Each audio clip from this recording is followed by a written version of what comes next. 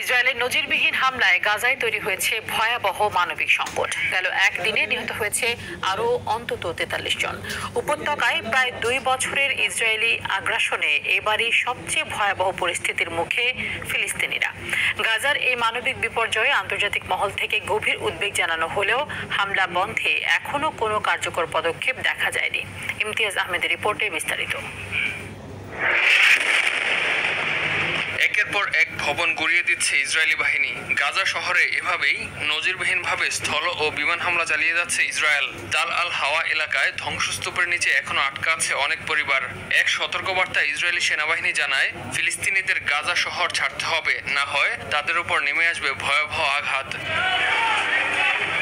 প্রাণ বাঁচাতে দক্ষিণ দিকে ছুটছেন লাখো মানুষ। তবে যানবাহনের অভাব ও আর্থিক সংকটে অনেকে পায়ে হেঁটেই যেতে বাধ্য হচ্ছেন। অনেকে আবার ১০ থেকে ১৫ কিলোমিটার হেঁটে পৌঁছাচ্ছেন দক্ষিণের আল মাওয়াসি এলাকায়। দক্ষিণের আল মাওয়াসিকে নিরাপদ অঞ্চল বলা হলেও সেখানেও হামলা চালানো হয়েছে।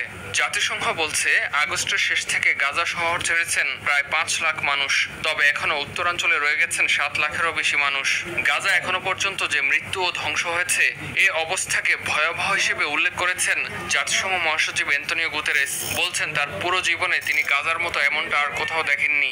গাজার আল আকসা হাসপাতালে অপুষ্টিতে মারা গেছে ৯ বছরের এক শিশু। চলমান দুর্ভিক্ষে এ পর্যন্ত প্রাণ গেছে ৪৪১ জনের। গাজার স্বাস্থ্য ব্যবস্থা ভেঙে পড়ার দ্বারপ্রান্তে।